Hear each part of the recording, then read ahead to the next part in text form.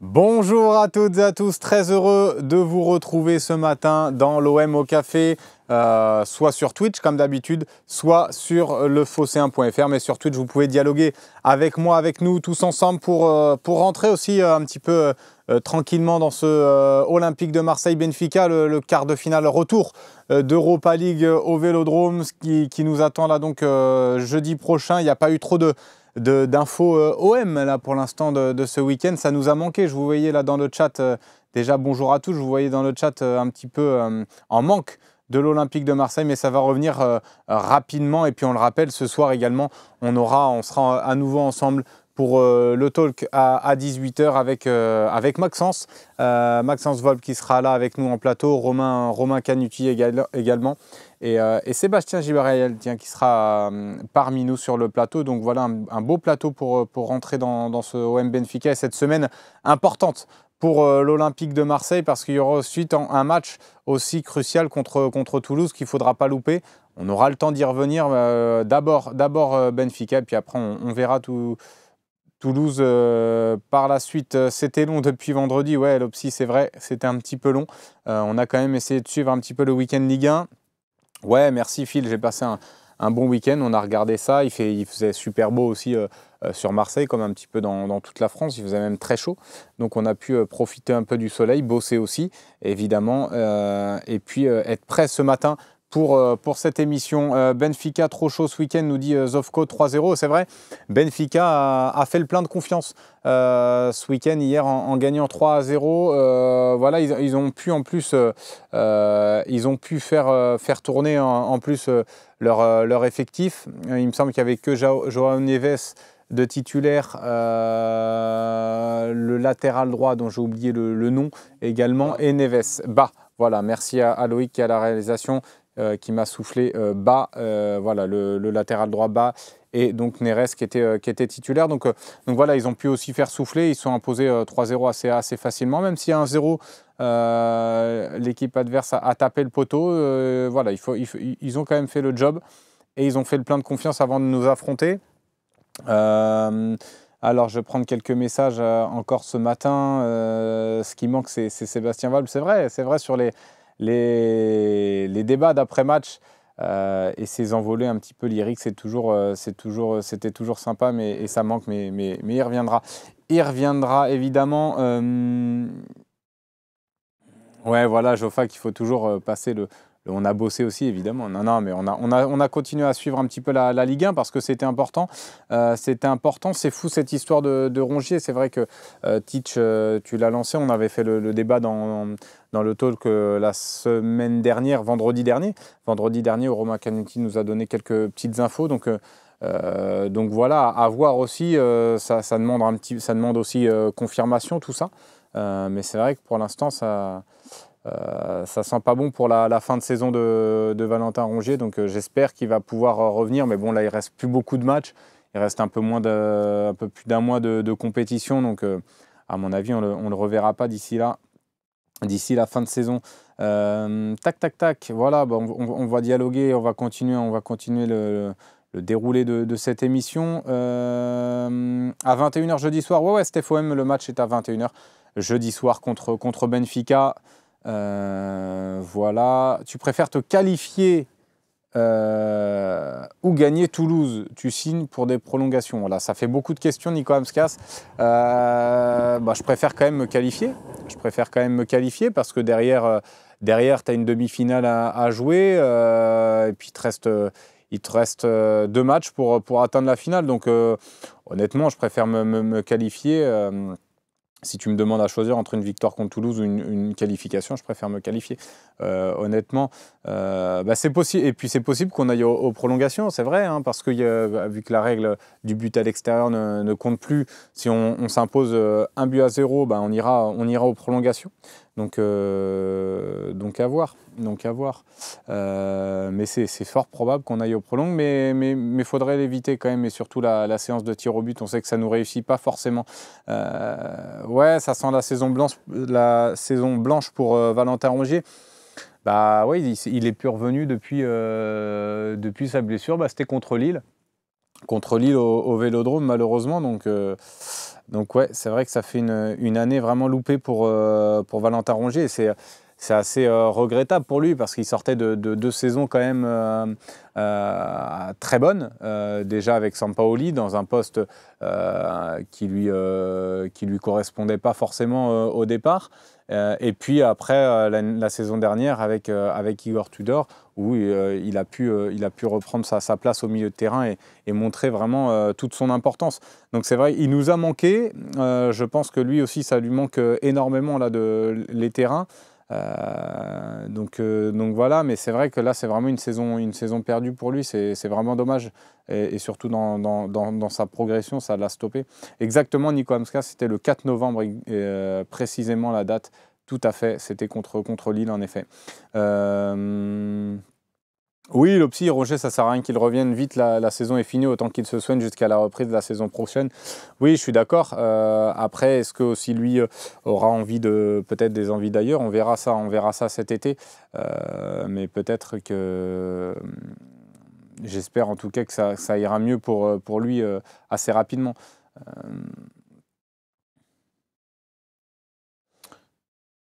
Ouais, non, mais c'est sûr. Après, il faut prendre des pincettes quand même, Charlie Goyard. C'est vrai que là, il y a eu cette info-là, mais ça demande encore confirmation. Donc, on a parlé peut-être d'une erreur de diagnostic, possibilité d'une nouvelle opération. Donc, ce serait quand même fou pour lui. C'est vrai que ce serait vraiment triste. Et j'espère vraiment de tout mon cœur que ça ne sera pas si grave que ça, finalement. Tiens, Albo Marseille qui lance le débat, celui qui me manque le plus, c'est Sarr. Même s'il a quelques ratés, il reste une arme offensive et de déstabilisation de l'adversaire. Alors, c'est vrai qu'on peut mener le débat Ismaïla Sarr. On l'a déjà mené beaucoup de fois ici ensemble, où on n'était pas forcément toujours d'accord, que ce soit dans le chat ou même au Phocéen, avec notamment Romain Herring. Moi, ce que j'ai toujours dit sur Ismaïla Sarr, et tu le dis très bien, il a énormément de déchets dans son jeu. Après, dans son profil, c'est sûr que c'est le seul qu'on a dans l'effectif comme ça, qui est capable de prendre la profondeur, qui est capable de provoquer. Moi, ce que je lui reprochais, c'est justement de ne pas assez mettre ses qualités en évidence et de ne pas assez justement provoquer, de ne pas assez percuter, de ne pas assez faire mal offensivement. Donc voilà, tu dis quelques ratés, je trouve qu'il y en a quand même beaucoup dans ces matchs, mais c'est sûr que son profil manque. Et je pense que moi, je serais très content en tout cas de l'avoir contre Benfica, parce que je pense qu'il peut quand même apporter quelque chose. Même si voilà, le Duc de Mars après nous dit Sarr, je ne suis pas vraiment fan. Oui, voilà, les petites infos d'ailleurs, Nico Hamskas, Sarr a recouru hier avec le groupe, comme Klaus est également un petit peu à part avec un préparateur physique. Gigot, qui a écourté sa séance parce qu'il sentait encore des douleurs à l'épaule. Et Murillo s'est entraîné avec le groupe, donc ça c'est plutôt positif, surtout quand on sait qu'on n'aura pas Quentin Merlin qui est blessé. Peut-être avoir un Murillo à gauche s'il est apte, même si Soglo, la question va peut-être se poser au vu de son entrée en jeu, qui n'a pas été horrible. Peut-être la question se posera. Voilà, OM Pacifique, bah tiens, tu me poses la question, qui pour jouer à la place de Merlin? Mais je pense que ça va jouer entre Soglo et Murillo si Klaus est apte à jouer, donc ce sera Klaus dans le couloir droit. Mais heureusement qu'on n'a pas joué ce week-end, Steph OM, vu tous les blessés. Je ne sais pas quelle équipe on aurait pu aligner. Mais ouais, ça c'est sûr que c'était bénéfique. Ça, c'est le Dembélé du PSG avec Matello, avec je dirais, un peu moins de qualité quand même pour Ismaïla Sarr, je pense. Je trouve que Dembélé, lui, justement, pour le coup, autant il a des déchets, mais il a quand même, il se crée quand même énormément d'occasions dans les matchs. Il crée quand même beaucoup plus de dangers. Je trouve que Ismaïla Sarr n'a pu le faire depuis qu'il est à l'OM. Mais voilà, si on peut élargir le débat, comme on a vu le débat pour Iliman Ndiaye, je sais qu'il ne plaît pas à beaucoup de supporters ici.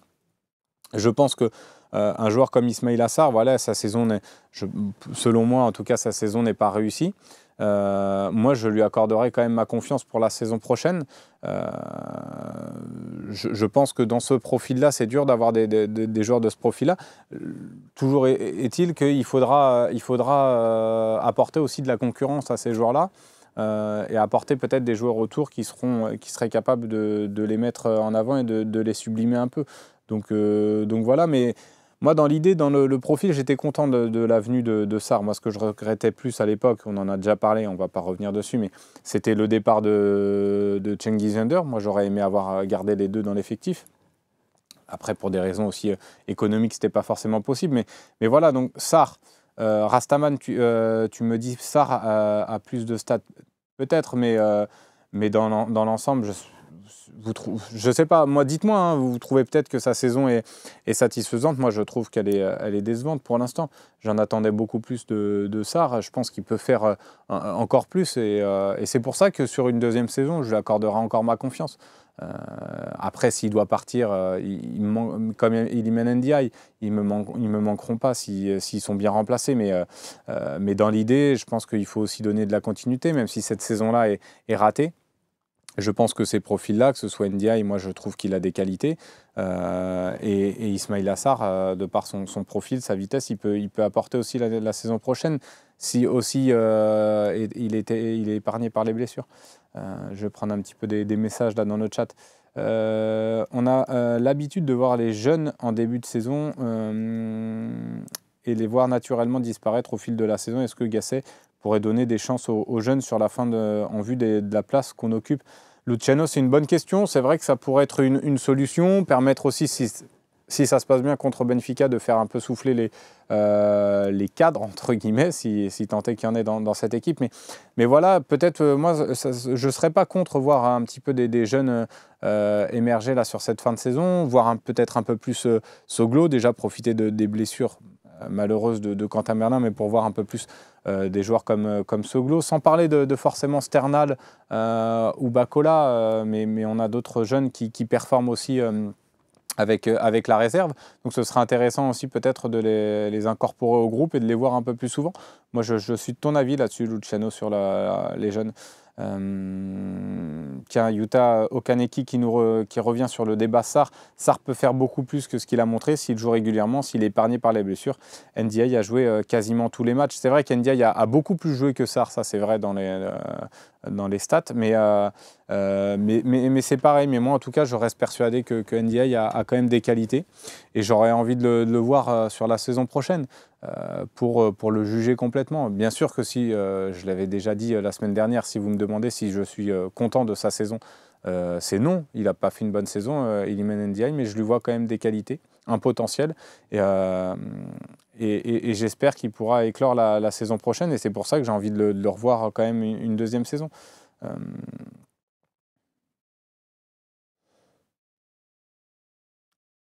Ouais, non, mais Reynal, je pense que moi honnêtement, ce serait pas une mauvaise idée hein, concernant les jeunes. Et encore une fois, c'est pas forcément je parlais pas forcément de Sternal, que moi je pense et j'estime encore un peu trop tendre pour le monde professionnel.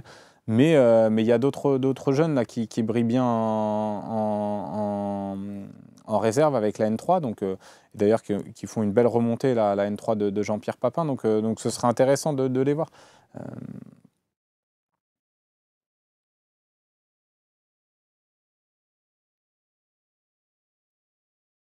La réserve à un point de la deuxième place, est-il important que la réserve monte en N2 pour les jeunes? Non, ce n'est pas forcément la priorité. Après, c'était bien de se maintenir quand même en N3. Après, ça c'est vraiment une division qui permet aussi aux joueurs et aux jeunes de s'exprimer et de pouvoir jouer. Donc voilà, N2 ou N3, il n'y a pas forcément de grosses différences. Les clubs aujourd'hui misent beaucoup plus sur les jeunes, sur les U19. Ils sont plus regardants sur ce type sur les U19, les U17 que sur la réserve, honnêtement. Papa Ludo qui nous dit vite le retour du 3-5-2. Franchement, Merlin n'a rien d'un arrière gauche et Klose bien meilleur ailier droit. Oui, alors Merlin à voir aussi quand est-ce qu'il va pouvoir revenir, mais c'est sûr que la venue de Merlin, elle s'inscrivait aussi un petit peu dans cette idée-là de jouer dans ce système-là. Je pense qu'il est plus à l'aise dans une défense à 3. Après, s'il a envie aussi de faire une grande carrière au haut niveau, il devra progresser défensivement. Donc, et je pense qu'il sera capable d'endosser le rôle de latéral gauche dans une défense à 4. Ça sera à lui de progresser, mais il a encore une grosse marge de progression justement. Et il peut largement s'améliorer défensivement. Je pense qu'offensivement, il a des qualités indéniables. Et il va pouvoir nous apporter aussi dans le futur, mais défensivement, c'est sûr qu'il doit énormément progresser. Et Klose, bien meilleur ailier droit, c'est pareil. Après, Klose, à voir la saison prochaine s'il pourra jouer, mais déjà sur la fin de saison, c'est vrai que Klose, avec son apport offensif, est plus intéressant dans un rôle de piston. Ça, je te rejoins là-dessus. Papa Ludo, Slim, pour toi, Iliman est meilleur que Correa sur cette saison-là? Bah oui, après Correa, on l'a pas forcément vu non plus jouer, mais en tout cas, voilà, moi je vous le dis, je trouve que NDI a des qualités, peu importe qu'il ait fait une bonne ou une mauvaise saison. Moi, je lui vois vraiment des qualités. Après, ça, c'est mon avis personnel. Je peux me tromper, ça se trouve, peut-être qu'il fera jamais rien à l'OM et je me serais trompé, mais après, avec mon regard, je trouve qu'il a un beau potentiel et qu'il pourrait faire du bien à l'OM. Le public aurait beaucoup de patience pour les jeunes. Le risque de les cramer est faible, surtout sur cette fin de saison-là. Je pense qu'il serait content de voir des jeunes aussi être lancés. Donc on l'a vu. Oui, Soglo est limité. Hein, Nico Hamskas, c'est vrai que moi, pendant longtemps, je disais que ce n'est pas forcément nécessaire de lui donner du temps de jeu parce que je voyais. Mais honnêtement, à son entrée en jeu contre Benfica, il n'a pas été pire. Je ne l'ai pas trouvé plus mauvais qu'un Garcia, par exemple, sur son côté. Je trouve qu'il apporte aussi du dynamisme. Non, moi, il ne m'a pas déplu contre Benfica. Donc, après, si bien sûr tu as Murillo de Apt, ce sera Murillo titulaire. Mais on verra aussi. Mais ça pourra être une solution aussi de remplacement pour le poste de latéral gauche, Soglo. Daoud Zer qui s'abonne, merci à toi pour ton abonnement, ton 25e mois d'abonnement, bravo à toi, merci surtout, merci beaucoup. Et tu nous poses une question, tiens, je vais prendre ton message du coup. Y a-t-il une possibilité de voir Klose ou Sarr jeudi? C'est ce que je disais, hein, Klose a repris la course avec un préparateur physique. Normalement, Jean-Louis Gasset a bon espoir qu'il soit apte. Ismaïla Sarr, il faudra attendre de voir, mais c'est sûr que là, ces deux joueurs-là, si on arrive à les avoir pour jeudi, ce serait vraiment bénéfique. Donc il existe une possibilité, plus pour Klose que pour Sarr, honnêtement, à l'heure actuelle. Mais à voir dans les jours qui suivent, parce qu'on a encore un peu de temps, on n'est que lundi, début de semaine. Le match est jeudi, donc il y aura encore des entraînements pour tester tout ça. Et on verra aussi affaire à suivre sur le cas Chancel Mbemba, qu'on espère être à 100% pour jeudi. Tiens, il y a un message de Don Pablo. Slim, j'ai tellement peur d'avoir Galtier l'année prochaine. Peut-être que c'est la seule chose qui pourrait me faire décrocher avec ce club. Ouais, après, honnêtement, moi, je suis un peu comme toi. Je ne suis pas forcément un grand fan de Christophe Galtier. Après, je l'ai dit et répété ici, je pense qu'il faut arrêter avec les changements incessants de coach. Là, cette saison-là, ça a été le chaos. On a commencé avec Marcelino, ça ne l'a pas fait. On a changé Gattuso, ça ne l'a pas fait. On a rechangé Gasset. Il y a même eu Abardonado qui s'est greffé entre tout ça. La saison, Sampaoli, on fait une bonne saison, il s'en va. Igor Tudor, il fait plutôt une bonne saison, il s'en va. Donc à un moment donné, il va falloir faire confiance aussi à un entraîneur. Si c'est Christophe Galtier qui est choisi, même si moi, c'est loin d'être mon premier choix, je serai derrière ce choix-là, parce qu'il va falloir aussi donner de la continuité au niveau du poste d'entraîneur à l'OM, si on veut enfin vivre des saisons et vivre un petit peu de continuité. Donc Donc voilà, moi j'ai pas forcément envie de prime abord de voir Christophe Galtier sur le banc de l'OM, mais si c'est le choix que fait et que fera la direction, il faudra s'y plier et être derrière, et être derrière l'équipe, honnêtement. Honnêtement. Euh, À 7,93, tiens, Slim, pour moi, Soglo montre une discipline, une capacité à défendre, une belle capacité offensive à faire des centres de qualité.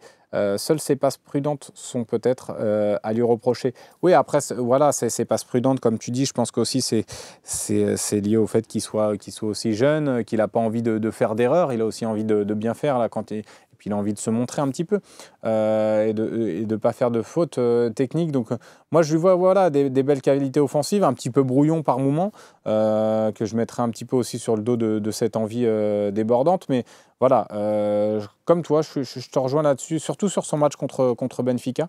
Après, qualité de centre, pour l'instant, j'ai vu quelques défauts là-dessus, des centres souvent qui partaient en sortie de but. Donc attention, le Duc de Marche dit Soglo, c'est contrôle passe, c'est ce que dit un petit peu A7, mais il essaye, je pense, aussi de prendre confiance comme ça. Il n'a pas eu beaucoup de fois sa chance, mais je trouve que déjà, offensivement, il essaye d'apporter un peu plus, même si ça reste un peu brouillon. Mais bien sûr, de toute façon, je l'ai dit, s'il y a Murillo ou s'il y a Jonathan Klaus, il sera remplaçant. Mais ça peut être une bonne... En tout cas, il nous a prouvé contre Benfica qu'il pouvait rentrer en cours de match et ne pas faire tâche. Tac, tac, tac. J'ai vu un nouvel abonnement. Il me semble que c'est Will68613. Merci à toi pour ton nouvel abonnement. C'est ton 8e mois d'abonnement ce matin. Jofac qui dit Galtier, il sait gagner la Ligue 1. Au moins, oui, non, mais c'est sûr que on peut revenir sur le débat Christophe Galtier. Moi, je vous ai dit, c'est pas forcément un entraîneur qui me plairait, mais dans l'idée, si c'est le choix qui est arrêté, si c'est ce choix-là qui est fait par la direction, il faudra le suivre et être derrière tout ça.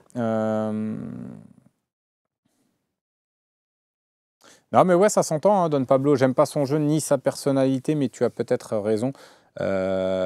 Tu parlais sûrement d'Iliman NDI, mais après, on verra. Après, sa personnalité, bon, il est assez discret, honnêtement. Dis-moi ce qui te dérange un petit peu dans sa personnalité. Après, son jeu, moi, je comprends, parce qu'il y a beaucoup de fois aussi où il porte trop son ballon. Il faut qu'il soit un peu plus juste. Mais encore une fois, je ne dis pas qu'il fait une bonne saison, il a énormément d'erreurs dans son jeu actuellement, mais parfois je lui vois quand même des grosses qualités et s'il progresse sur certains points, notamment justement lâcher son ballon un peu plus rapidement, mais ça peut être le cas aussi d'Azdine Ounahi qui a été au milieu de terrain, qui fait parfois trop de touches de balles inutiles, Amin Harit également qui ne fait pas les bons choix toujours, donc voilà, mais si tu veux me parler un petit peu de sa personnalité, vas-y, hein, tu peux détailler un petit peu, je reprendrai ton message. Est-ce que tu penses qu'il faut faire une large revue de l'effectif cet été, Reynald? Bon, alors, là, c'est une question qui va se poser de toute façon et c'est une bonne question. Merci pour ta question, Reynald, parce que ça, c'est intéressant. Moi, quand je vous l'ai dit, il y a des joueurs, j'ai envie de les voir quand même sur la saison prochaine. C'était leur première saison à l'OM. Elle n'est pas réussie. Il y a eu beaucoup de problèmes aussi qui ont fait que cette saison-là a été chaotique. Mais voilà, des joueurs comme Ismaïla Sarr, NDI, moi j'ai envie de les voir encore la saison prochaine. Après, une large revue d'effectifs, ça dépendra aussi de où l'OM termine, quelle place l'OM va réussir à accrocher. Est-ce qu'on va réussir à être en Coupe d'Europe? Donc il y aura aussi un aspect économique qui va rentrer en ligne de compte.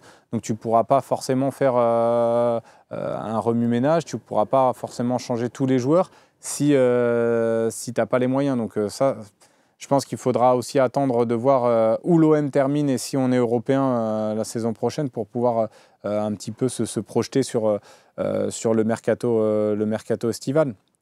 Mais aujourd'hui, si tu me demandes, moi, il y a bien sûr la priorité pour moi, ce sera un gardien de but. Honnêtement, voilà, j'aime beaucoup la personnalité de Pau Lopez, mais pour moi, c'est pas possible. C'est pas un gardien qui va te faire gagner des matchs.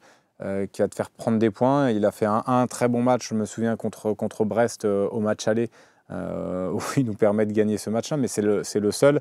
Même si sur les derniers buts, je n'ai pas envie de l'incriminer parce qu'il y a beaucoup d'autres joueurs qui ont fait des erreurs sur les derniers buts qu'on prend, mais j'ai l'impression que toujours à chaque frappe, il peut y avoir but. Mais je n'ai pas envie de m'acharner sur lui, mais juste, voilà, moi je pense que c'est la priorité de changer de gardien. Après avoir aussi quel départ sera établi par le club. Et par exemple, si on perd un joueur comme Balerdi qui fait une grosse saison, il faudra forcément le remplacer. Donc voilà, un défenseur central. Je pense qu'on a Meïté qui a montré de belles choses cette saison, qui a de l'avenir. Moi, je continuerai à miser là-dessus. J'aimerais bien garder un Mbemba justement pour aussi le couver, pour qu'il puisse aussi... Moi, je trouve que c'est un joueur important, Chancel Mbemba, donc il faudra le conserver. Un latéral droit, il faudra le remplacer parce que je pense que Klose, ça va être terminé. Et puis au milieu de terrain, il va falloir aussi se renforcer de deux ou trois bons joueurs, surtout un milieu offensif pour venir concurrencer Aminarit et même vraiment le concurrencer réellement. Donc voilà pour mes priorités sur le mercato estival prochain. Ah oui, excuse-moi Don Pablo, tu parlais de Galtier, c'est vrai. C'est vrai. Il y a eu tellement de messages, il y a eu NDI, il y a eu Sarr, il y a eu Galtier. On parle de beaucoup de choses ce matin, c'est un petit peu... donc ok, parfait. Donc Galtier, très bien. Oui, je pense que du coup on se rejoint, Don Pablo, là-dessus. Moi aussi, c'est un petit peu la personnalité, tout ce qui est autour de Galtier. Et puis même, je ne suis pas sûr que ce soit... moi, j'ai jamais été trop fan de ces équipes. Il y a eu avec Lille où ça a joué plutôt pas mal. Sinon, j'ai jamais été trop fan des équipes de Galtier. Mais en tout cas, il a eu le mérite de gagner là où il est partout où il est passé, ou presque. Donc, il a fait du très bon travail à Saint-Etienne, il a fait du bon travail à Lille, du très bon travail à Lille. Et puis, à Paris, il a réussi à remporter le titre, ce qui n'est pas forcément trop compliqué, vu les sommes astronomiques dépensées à chaque fois et les joueurs qu'ils avaient. Mais bon, en tout cas, voilà. Moi, je ne suis pas forcément un grand fan. Mais comme je vous l'ai dit, si c'est Galtier, il faudra être derrière.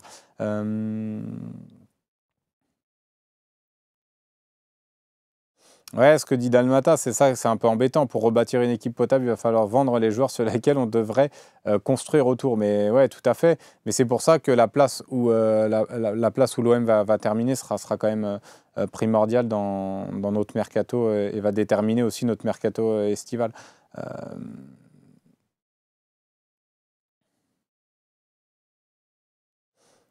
Ouais, Tony Zucca, il faudra faire une opération renouvellement de contrat aussi. Ça, bien sûr, ça, c'est des choses à voir en amont. La saison prochaine, s'il reste, tu mets Mbemba capitaine. Ça dépendra aussi qui reste. Il y a Valentin Rongier, ça, c'est le capitaine de cette équipe-là, donc il restera avec le brassard. Après, il faudra voir qui y aura dans l'effectif, honnêtement, pour le brassard.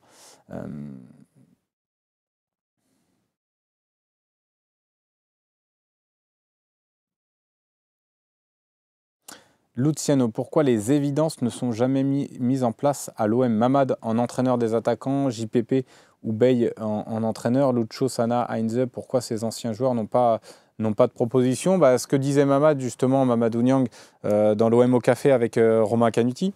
Je ne sais pas si tu l'as vu, Luciano, mais j'imagine que si. Et vous pouvez vous le refaire d'ailleurs en replay, il est toujours disponible. C'était très intéressant d'ailleurs. Et il l'a dit, qu'il y avait des discussions quand même avec Longoria. Concernant Jean-Pierre Papin, il est quand même au sein du club. Alors peut-être que toi, tu t'aimerais le voir à la tête de l'équipe première, mais il a eu des équipes, il a coaché des équipes professionnelles. Ça n'a jamais vraiment marché pour lui. Là, il fait du très bon boulot avec la réserve, j'allais dire la N2, mais non, c'est la N3 de Marseille. Donc voilà, Habib Bey en entraîneur, pour l'instant, lui, Habib Bey voulait prendre aussi, faire ses marques petit à petit. Donc il a commencé un petit peu plus bas avec les Red Stars. Donc il a aussi il a aussi un projet de carrière, donc il avait pas envie de griller trop les étapes, mais bien sûr que son nom revient du côté de l'OM. Il aurait pu prendre Brest, notamment avant Éric Roy à Bibey, et puis finalement il a préféré aller vers les Red Stars. Il fait une très bonne saison, il va sûrement monter en Ligue 2. Donc voilà, Lucho, Sana, Heinze, on en a beaucoup parlé, notamment de Gabi Heinze du côté de l'OM. Là, c'est pareil aussi, voilà, au Newell's Old Boys, ça n'a pas forcément été extraordinaire, son passage là-bas, un petit peu mitigé. Et puis, d'ailleurs, il est annoncé du côté d'Arsenal pour intégrer le staff d'Arteta, Gabi Heinze. Donc voilà, mais c'est vrai qu'il faut voir aussi ce que ces anciens joueurs vont pouvoir apporter à l'OM. Nyang, pourquoi pas, hein, pour entraîner les attaquants, ce ne serait pas une idée idiote. Je pense qu'il a pas mal de choses à transmettre aussi. Donc voilà. Voilà, Ajar, comme tu dis, JPP à Lens, c'était pas terrible du tout. Donc on verra pour. Ouais, ce que je disais, Jojo P, hein, sur Heinze, il va sûrement signer à Arsenal.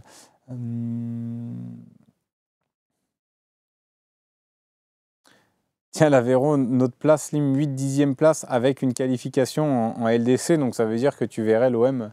Ça veut dire que tu verrais l'OM gagner l'Europa League, et ben pourquoi pas si tu es ambitieux et si tu es très optimiste sur cette fin de saison-là, donc tant mieux.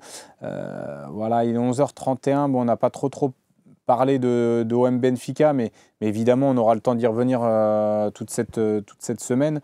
Là, on a déjà fait 35 minutes. Un retour de Sampaoli, non, je pense que voilà, là, il faut tourner la page de Sampaoli. J'ai bien aimé, moi, son passage à l'OM. Mais bon, après, voilà, tu vois, il a refait un comeback à Séville, ça n'a pas forcément marché. Non, mais je pense que voilà, il faut tourner la page, il faut essayer d'avoir aussi une nouvelle idée, apporter autre chose à l'OM. Moi, il y avait un entraîneur qui me plairait beaucoup, mais avec l'absence de la Ligue des Champions, ce serait compliqué. Et puis même avec la Ligue des Champions, ça aurait été compliqué, mais bon. Mais à mon avis, voilà, on se dirige peut-être vers un Galtier, on ne sait pas, on verra. De toute façon, la saison n'est pas encore finie, donc il faut aussi attendre cette fin de saison, voir où on termine. Ouais, Darren, bah voilà, exactement, c'est exactement le coach que j'aimerais, que tu as cité, Sergio Conceição.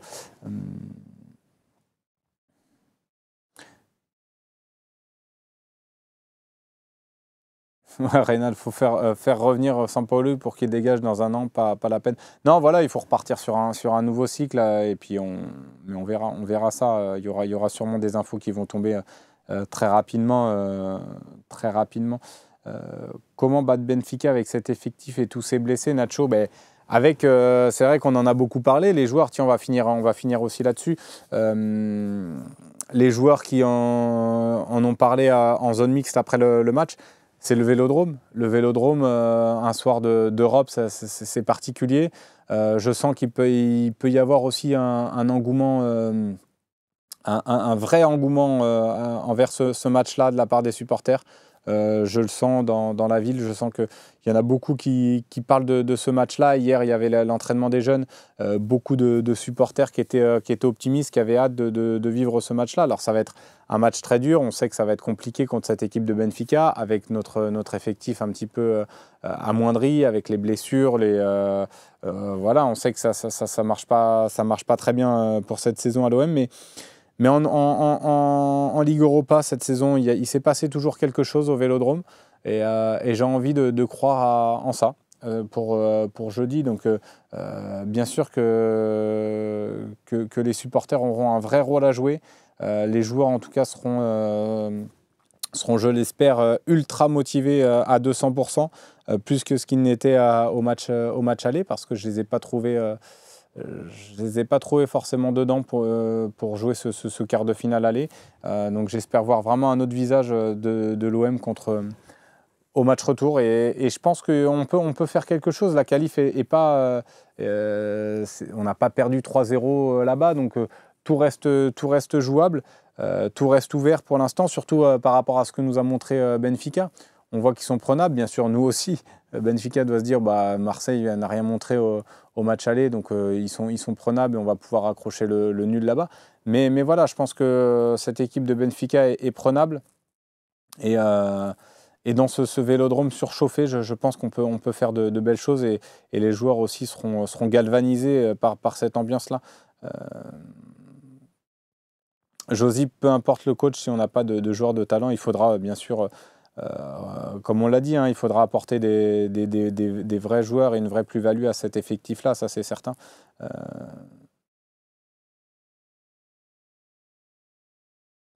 Hachette 93, pour finir en beauté, Slim, tu nous proposes un des quiz. On le fera si vous voulez, on le fera, ce sera moi. Demain et mercredi, c'est pas moi. Je pense que jeudi matin, tiens, le jour de match, on se fera un petit quiz si vous voulez. Allez, on se fait ça. Je me le note pour jeudi matin.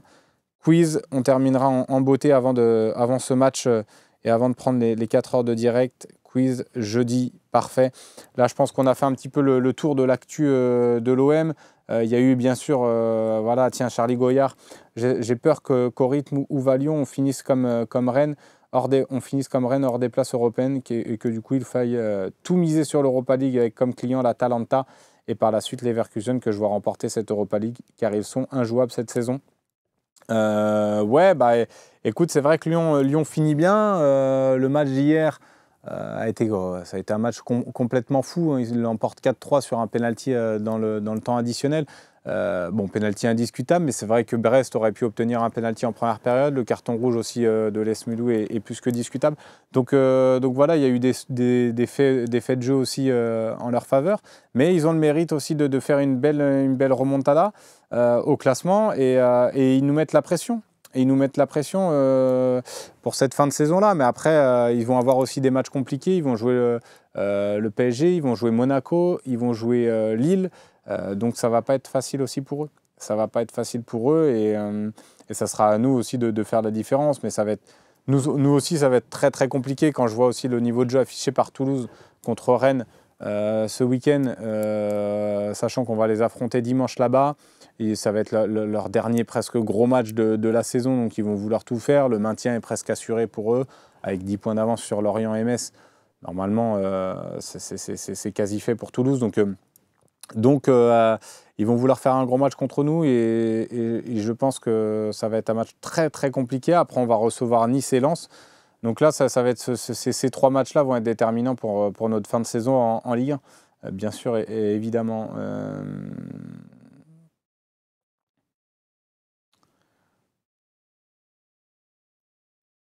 NJ qui nous dit quoi, c'est fini, mais j'étais au téléphone. Mais il y a le replay pour ça, mon petit NJ. Mais vas-y, on peut rester encore un petit peu, hein, il n'y a pas de souci.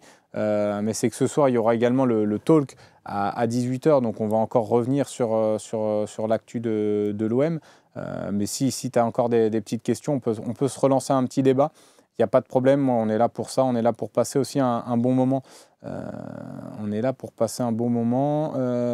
Bizarre, Lyon gagne depuis le retour d'Olas, Rafi Kiki. Ouais, c'est vrai que ça c'est bon. Mais il y a quand même des décisions en leur faveur depuis quelques temps, en Coupe de France également.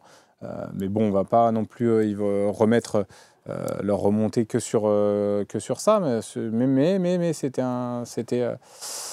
c'est quand même.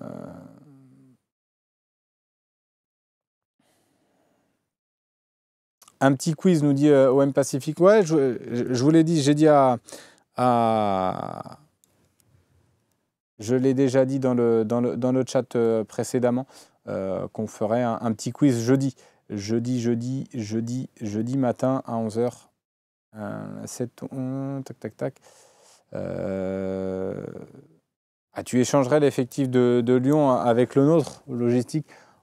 Tout l'effectif de Lyon, non. Par exemple, leur défense, pas forcément. O'Brien, Tchaleta Tsar, c'est pas forcément pour moi. Donc non, après il y a des joueurs intéressants. Nouama qui est percutant, qui est intéressant.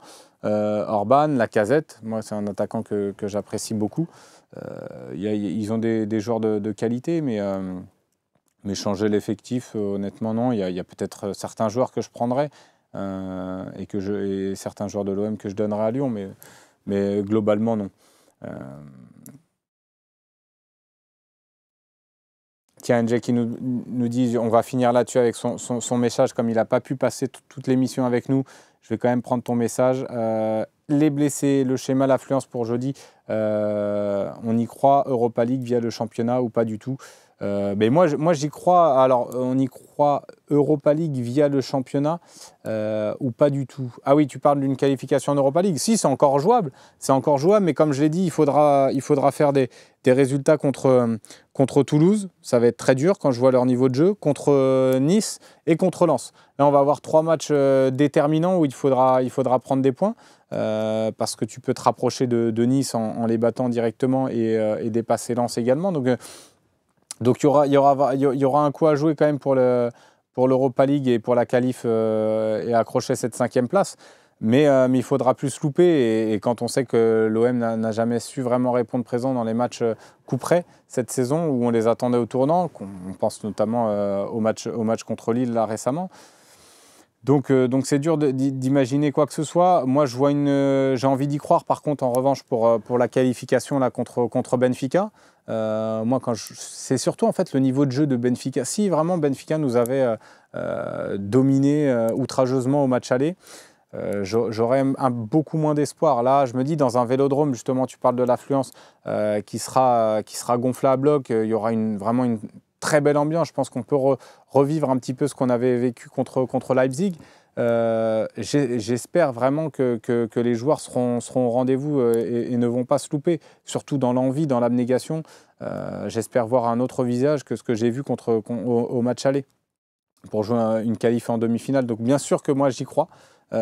Sur ce match-là. Et après, concernant le schéma tactique que va mettre en place Jean-Louis Gasset, je pense que pour en parler, déjà on va en parler bien sûr ce soir dans le talk à 18 h, donc soit au rendez-vous avec nous si tu veux avoir un petit peu d'infos, parce qu'il y aura aussi Romain Canuti, on aura Maxence Wolf qui aura aussi ce regard tactique un petit peu sur l'effectif actuel de l'OM et sur ce qu'on va pouvoir faire à Benfica. Donc ça va être intéressant. Mais pour l'instant, il y a quand même aussi beaucoup de points d'interrogation. Est-ce que Klose sera apte? Est-ce que Murillo sera apte? Est-ce qu'on aura Sarr, Mbemba aussi, Gigot? Donc à voir, il y a quand même pas mal de zones d'ombre là-dessus. Donc il faudra un petit peu attendre avant d'avoir plus d'infos et pour que le schéma tactique pour jeudi s'éclaircisse un petit peu plus. Donc voilà, j'espère que j'ai pu répondre à ta question, NG. Voilà, on a fait le tour ce matin, 11 h 42. Logistique OM qui nous dit on y croit ce jeudi, on a besoin d'espoir sur ce match et vivre une belle demi. Peu importe l'adversaire, oui, peu importe l'adversaire, que ce soit l'Atalanta qui a pris une grosse option à l'aller, mais c'est pas terminé non plus. Ou Liverpool. Donc on verra, mais j'espère qu'on sera vraiment à 100% sur cette demi-finale-là, sur ce quart de finale-là. Tiens, j'ai fait un petit lapsus. Voilà, merci à vous dans le chat pour cette émission, d'avoir joué le jeu avec moi comme d'habitude. On a passé un bon petit moment. Là, on était lundi matin, on rentre tout doucement dans cette grosse semaine qui attend l'Olympique de Marseille et tous ses supporters. Donc voilà, passez une très belle journée, parce qu'il est 11 h 43, pas encore bon appétit pour ceux qui vont se mettre à manger dans pas longtemps. Et puis bonne journée à tous et on se retrouve ce soir à 18 h pour le talk. Donc on rappelle Romain Canuti, Maxence Wolf et Sébastien Gibriel qui sera invité exceptionnel avec nous. Voilà. Bonne journée à tous et à ce soir. Ciao, ciao.